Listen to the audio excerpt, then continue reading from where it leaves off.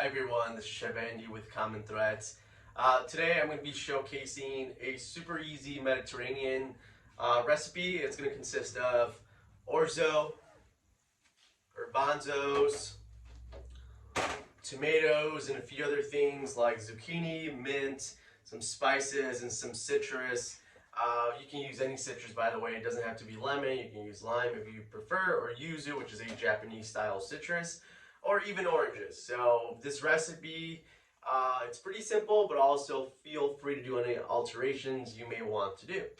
So for those that do not know what orzo is a almost similar type of pasta slash grain that looks like rice.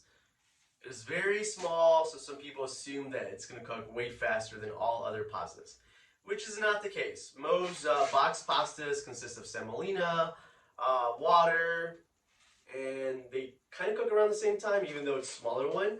So I think for me, usually it takes about 9 minutes, so anywhere from 9 to 12 minutes, just in case you're not familiar with orzo. It's super easy to cook. You can't really overcook it, and if you do, that's okay, because it's almost like rice as opposed to like overcooking spaghetti. So yeah, we're gonna go from there. I'll showcase all the ingredients, some like knife skills, but I do recommend that we're gonna all cook along with this video that we start our water. So for my water, I just have plain water, tap water, hot, cold, just so it fills up faster. I know some recipes will tell you to start from cold water right away. I don't. I just try to make it as simple as possible for everyone. So we're going to start out by turning this on to high while we do other things. High for me, it's an induction burner, so that's about a 10. But if you're using like a gas burner, then you may have to use maybe less than high because it gets really, really hot. It's up to you. The point is we're going to get this up to a boil while we do other things, and then we'll go from there. There's no reason to salt your water. We're going to try to go as healthy as possible for this recipe, meaning we're going to reduce the amount of sodium we add. Just because some of the things that are can already consist of sodium. So we're going to try to give it more flavor, spices, and that's why we have mint, citrus, and a few other spices. I almost forgot, we have garlic, so big aromatic, which means a lot of flavor. So let's turn that on and we'll go from there. 10. Awesome. And a little bit about like different burners, because I know some recipes will tell you like, hey, do this at medium high, but one thing they don't tell you about these recipes is that you might have a different electric burner, induction, gas, or any type of thing you're using to cook with. I come from a like Latino background, so I was born here but raised by Mexican parents, and being back in Mexico, I remember we cooked with like a comal, fire, and on top of the comal, it was just like another griddle, and you put the saute pans or just these type of pans on top of that. So it was all wood fire, so you can't really like adjust or control heat. So I always really recommend to take those mental notes and think about it. Like, do I need to adjust any recipes as far as temperature goes? But I already noticed that this is like already like rapid boiling. Just because induction is like two magnets cooking together and it's pretty precise, as opposed to electric coils that take a little longer to heat up. And then with gas burners, if you're like walking around at home a lot, it kind of like the flame tends to kind of go off. So there's always like some type of factor that you won't really think of until you get it done. But yeah, I mean, enough of that. I want to start with the knife skills, which is like the basic knife skills that everyone should have in their resume. Don't feel like you need to be a master in knife skills, but it's definitely going to make your life easier if you think that you don't have the best knife skills. So the only thing we're going to be chopping today is going to consist of the zucchini, so I'll teach you a few different cuts for that. We're going to probably mince or chop some of the mint, and then we're going to cut our citrus in half. So while this boils, I like to be very good with time management, meaning how can I maximize my time? It is a video, so I know it's going to take longer because there's a lot of explanation, but you don't have to worry about that. You can just get this done maybe in 20 minutes or less, or slow cooker as well if you want to. So grab a cutting board. I'm using a white cutting board just because they're color coded. Every cutting board that I have at home either consists of a yellow for chicken, red for meat, brown for cooked meats, white for like anything that I'm going to be chopping that might not get you, I guess, sick, so no cross contamination, and a white cutting board. Sorry, I got confused. So green and white cutting boards are usually for veggies or anything you want to use it for, and then the blue cutting board is for fish. You don't have to own all these tools. As a chef, I really recommend you just know what product you're going to be cutting or cooking with so you don't get anyone sick. But we're going to start with knife skills. So when you find your best knife, I always recommend just make sure you keep them sharpened. And if you're not sure how to sharpen them, there's electric sharpeners, wood stones. Sorry, not a wood stone. It's a stone, and I'll show you what that is. A stone will consist of something like this with different grits, and that's just to sharpen your knives. It is always safer to cook or prep with sharper knives as opposed to dull knives. If you have a dull knife and you're like cutting something and you're forcing it, like you're forcing knife to cut something, you can maybe cut yourself by forcing the knife and it slips away, especially for waxy tomatoes. So let's learn posture. Japanese knife, thinner blades, but if you're using like a paring knife, then it's fine, you can use your finger. Every knife is different, including bread knives. So if it's easier and you have a really dull knife, go use a bread knife. For this, I'm going to teach you how to hold a veggie or your product. In this case, we have a zucchini, it's laying flat. We're going to go bear claw. I always call this like, the pinch or the chef's hold, where we kind of pinch the actual blade and then the handle. It's different for everyone. Some people feel more comfortable actually holding the handle, but you want to be able to slice like this. I prefer the pinching of the blade because I feel that I have more stability and control, especially for this type of knife. So we're going to get rid of both sides of the zucchini. Sometimes, the root or the bottom of the zucchini might not be edible, or it might, but it just depends on how good it looks. I do it for peeling purposes, meaning I go for the looks of the zucchini, but I don't waste a lot of product. It's the only thing we're going to cut. So now that we have a nice trimmed zucchini, I'm going to make it easier on you, so just cut it in half so that they can stand up. This is with any veggie that tends to move around a lot. It's going to stand up. Then using your bear claw, I'm going to hold it. I'm going to slice all the way down. So now it's going to go flat on the cutting board and it has some stability. Again with the other one. Just go down. And let's say it's a sweet potato and you're having issues with not being able to do that, then you can just do this. Hit it a little bit. That's more of a cleaver kind of cut, but we're going to start to cut these into strips. I'm going backwards. When I'm slicing or I want some precision, I go backwards. But if I'm actually slicing, I'm going to go with a rocking motion. Rock and chop. So you're going to go like this, follow through. Make sure you're looking down at your cutting board. I would not say I'm a master at this, but I at least know where my fingers are. Even though I'm looking at the screen, I can kind of feel the blade kind of pushing the fingers away. But you're going to go for a small to medium dice, depending on the size of the zucchini. So I hope if you're following along, at this point, just chop your zucchini. This is one cut. We call it just like a small to medium dice. You want them to be uniform. If you're cooking something like this, you want it to cook the same. If you have big chunks and small chunks, they're going to cook uneven. That's something, a recipe I guess a recipe doesn't really go into that. So just kind of, yeah, take those notes. For the other cut that I can teach you, it's going to be what we call a rustic cut, or I call it like an oblique cut, which is what we learned in culinary school. Same thing you did earlier.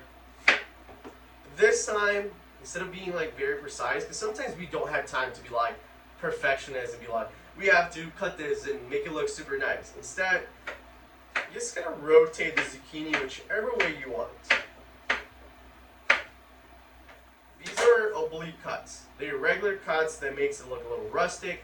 I prefer that method like when I go to a restaurant, just because I know that it's not just about the appearance of a veggie sometimes, it's just the way you cut it makes a difference in how you cook it. If you're grilling these, for example, we did the oblique cut, but you also can cut them into slices. So think like almost like lasagna. So you can cut them like this if you want it, or even thinner. And I don't know, grill them if you want to grill them. It doesn't have to always be like the same cut that you read in a recipe. So just a few different cuts you can learn. Good for grilling.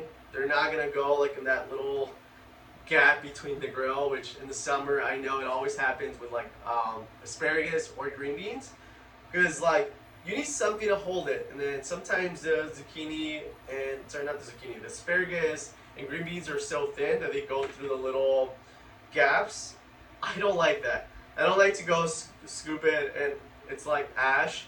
So just kind of do what you feel is best for your cuts. You can also align them like that, like once you cut them into flatter little pieces. The recipe will call for about 2 to 3 pieces of zucchini. You will get access to this recipe. I'm doing some alterations, meaning I'm cooking for less people. You know, I'm cooking for the video, I'm cooking for myself. So I don't want to waste some of the product. So don't feel like you have to always use the amount that's in a recipe. It's going to be a vegetarian dish. Almost a little similar to making like a vegetable chicken takala kind of. Or, yeah, chicken or lamb or pork, whatever the case is. Chicken tikka masala, things like that. So I kind of combine everything together. It's all going to cook. I know I give you guys the advice of like cooking things like separate, especially they're like different size, but for class purposes, this is all going to get sauteed at some point in the same pan. So my next tip is, you tend to be the scooper type, which means you do this. You scoop and you scoop and scoop. Don't. That's going to scoop some of the plastic into your knife, or some of the wood if you're using a wood cutting board. So I recommend just grab your ingredients, pop it on a tray or plate. I see that my water is almost boiling, so that's a good sign. So I'm gonna pause with the chopping skills, and we're gonna pour the orzo. You can also buy like any type of pasta that you want that's like the smaller kind, like macaroni, rotini, farfalle, seashell pasta, anything that's a little smaller. You can use whole grain. It's always better to use whole wheat, whole grains, things like that. It's better for health. Refined things like white rice, certain pastas are very processed, so it's not the best for us. So just get into the habit of cooking a little cleaner. You're not sacrificing flavor. So that means you can still cook a dish and make it yummy, but you're just going to use different ingredients. I sometimes will do zoodles with zucchini, and I have a little spiralizer. I make noodles, and I make a good sauce or broth, and I just get it for the texture, and I don't miss like actual pasta. So we're going to pour those in here.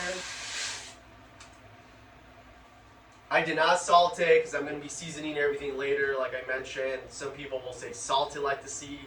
I don't want to waste salt, and I also don't want it to be super salty. So, pop that in there. Give it a little stir so it doesn't stick. I'm going to set a timer for 9 minutes. I recommend it too. At some point we can probably taste it, but once you pour that in there, forget about it, set a timer. I think at this point most of us have like a smartphone or Alexa or Google. Just tell them to remind you. That's how I cook now. I have like so much stuff going on when I'm cooking, so I just like set a timer so I come back to it and I don't forget it. So now for the citrus. I learned this in restaurants. Such a cool way to not use a juicer if you don't have one. So same thing we did with the zucchini. Kind of going this serrated motion. These peels, I would save them to make tea. You can dry them out. Remember, scraps are not always trash. You can save them. So now, I love the citrus smell. So now that I have this kind of like flat and it's not moving around, I'm gonna cut like into threes. I know it's a weird way to cut a lemon, but we use this at a restaurant all the time because it was easier to squeeze. So I'm going to turn it again into threes. It's almost like you're making a triangle with the core. Take out the core, set that to the side. You end up with like, 3 pieces, and it's easier to just kind of scoop out the little seeds with your hands or with a knife. You'll see a little later how easy it is to squeeze all the juice, and you're going to get so much juice out of it without having to do the typical like cut in half and try to squeeze it out because you're losing some of the juice. So that's it for that.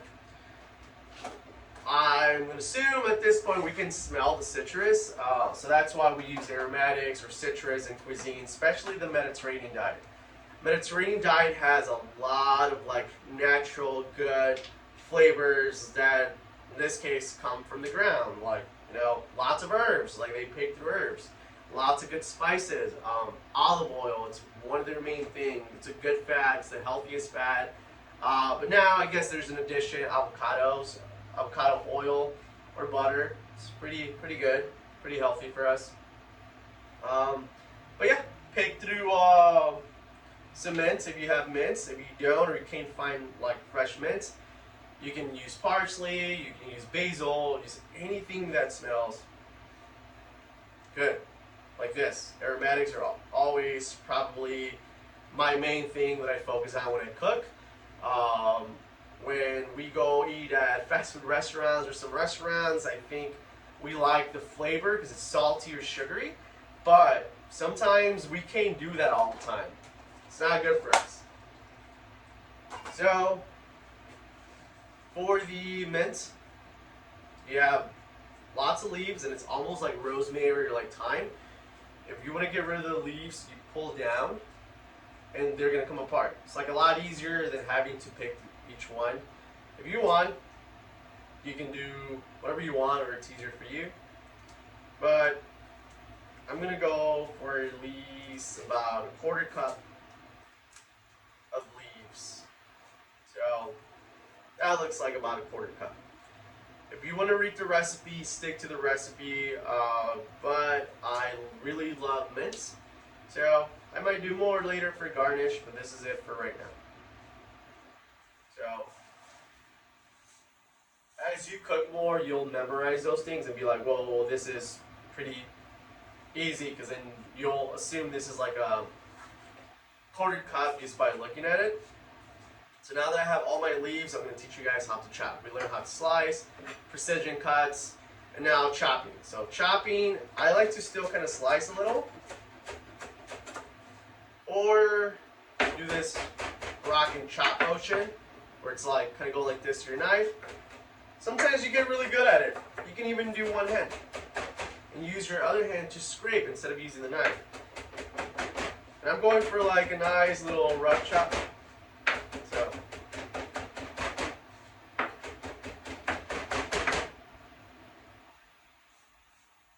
that's it. You're gonna smell it. It's gonna start smelling even better. as we're doing this, notice that I'm kind of like being like kind of organized about it. For the garlic, almost forgot about it. But for the garlic, you can buy it peeled if you want to. I prefer to just use actual fresh garlic because it tastes better. But there's all these cool little ways of like peeling garlic. I think the recipe called for like 10 to 12. I was like, I don't think I want that much garlic. It's great. It's anti-inflammatory, but I'm probably just going to use like about 3 cloves of garlic. Just because they're pretty big. So, yeah, feel free to adjust it however you want. Few methods. I like to sometimes keep the integrity of the garlic clove, so I kind of cut off the end and the top, and then I kind of peel it like a banana. I know it's more work, but I kind of want, again, the integrity of the garlic itself. So I'll keep that, and then I'll slice into little chips. So that's going to look something like little potato chips. If you want to mince it, then yes, you can crush it, which most people will do the crush method and they try to get it out, but I personally don't like the mushiness of it. It's still a method. It's easy. You can get rid of the root. And you slice thinly. And then I'm going to reset my station. So at this point, we're basically done with all our chopping skills. So we're going to stop here, keep an eye on the timer. I'll reset, clean my station, and we'll come back in a little bit.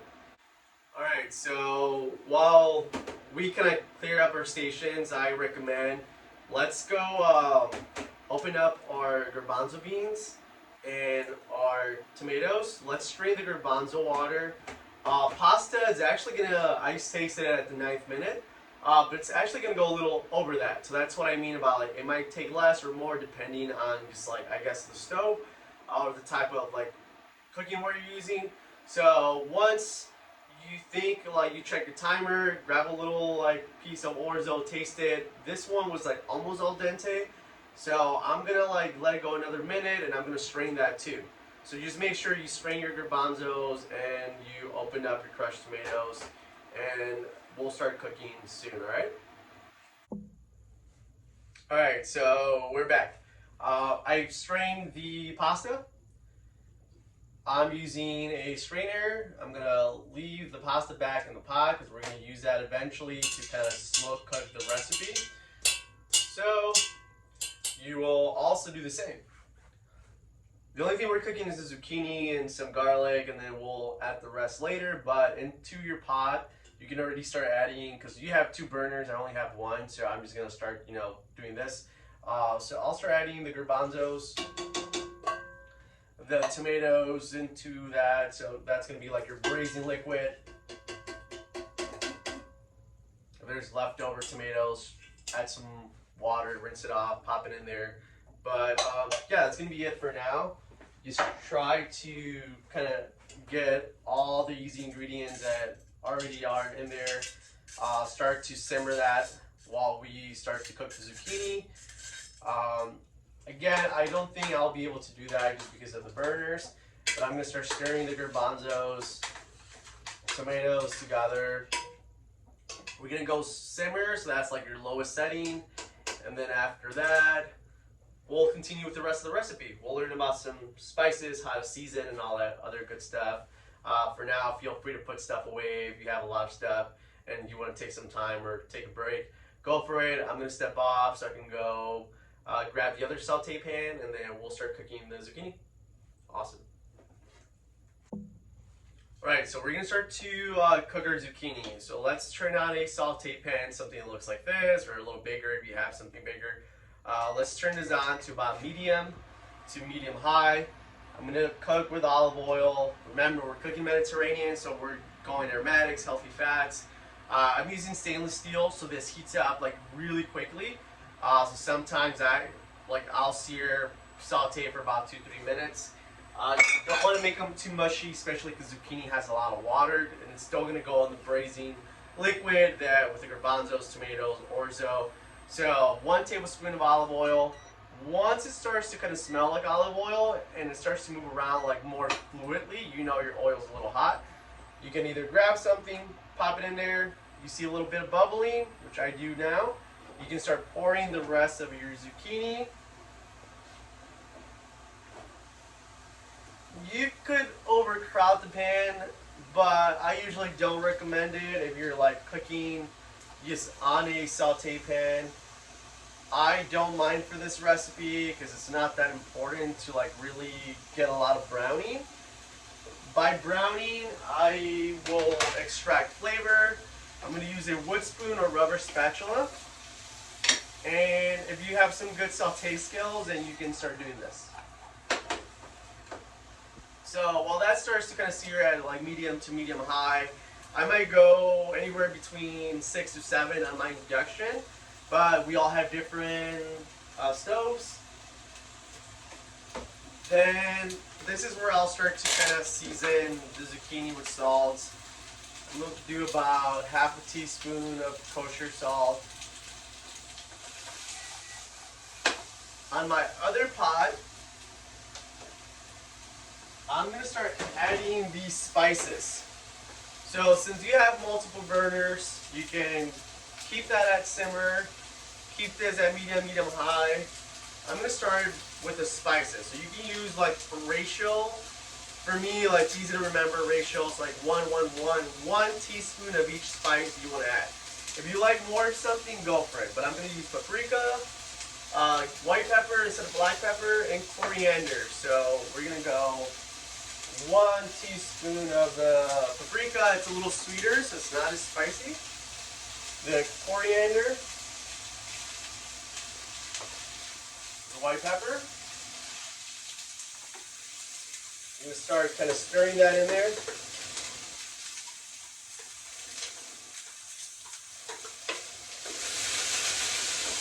There's already browning happening, so some non-stick pans don't give you this. So that's why stainless steel, it's like something that chefs love just because it's so easy to get some nice browning. Let's say this is still simmering, so you kind of keep mixing.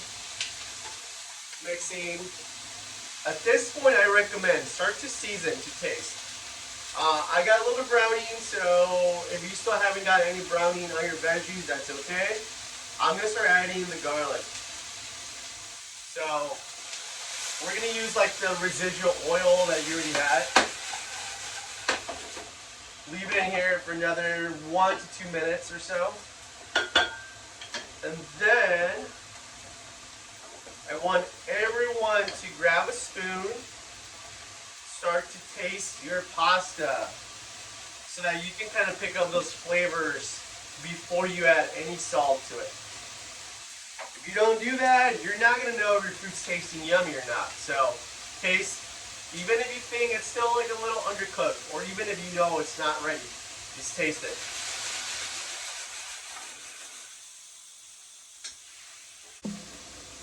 Alright, so now we're getting some browning. So, now that I got some browning going, let's say you have a little bit in the bottom stuck. Use a wood or rubber spatula so you don't damage those like non-stick pans. We transfer all that over to our other saute pan.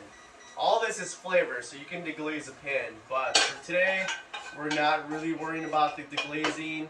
This, you're done. Turn this off. I get this back on here. I'm going to leave it at, now we're going to switch it over to medium. You had it at simmer, but now we're going to let this go. I might add like about a cup of water because it's a little on the dry side. Especially with certain tomatoes, if they're crushed tomatoes, they might be a little less saucy. So I always keep a little squeeze bottle. 1 cup of water. You can also use some like chicken, veggie stock, beef stock to enhance the flavor. So, while this is cooking, it's a good time for us to kind of like break down everything. So you don't need to keep an eye on it, just walk away from it. Let's take a little break here. Then reassess the situation get some plates.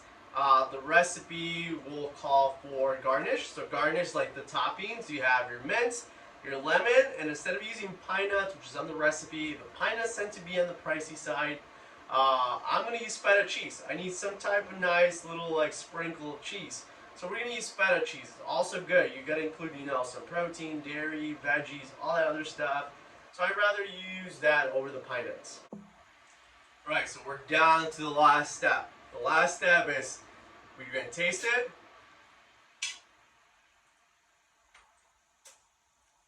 Slacken some salt. So this is where you finish your dish. You add your final touches. Add about a teaspoon of salt. Give it a mix. Make sure you're kind of like checking that it's not sticking in the bottom, because that's going to happen if it doesn't have enough liquid.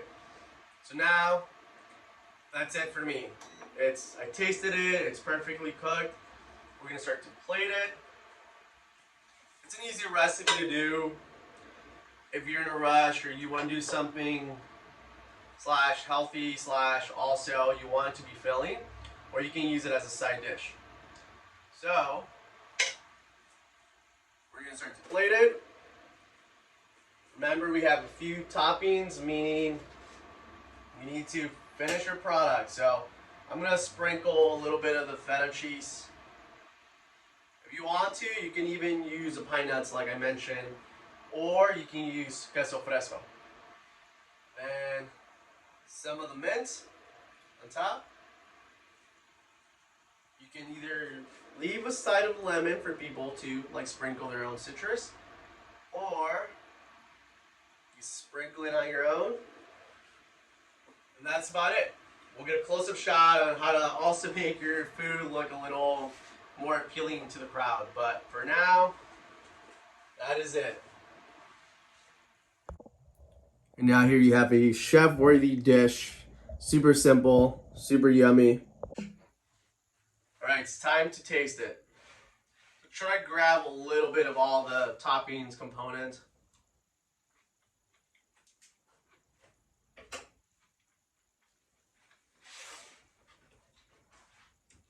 I definitely need some bread, but that's just me, I'm being honest. It's a good side dish, good main entree. If you want protein, feel free to cook some chicken on the side, pork, beef, mushrooms, tofu, anything you want to add to it, you can do that. But this is basically our take on Orzo, our Mediterranean Orzo. I hope you guys liked it. I hope you learned a lot and enjoyed. So thank you for tuning in. I'll see you guys next time.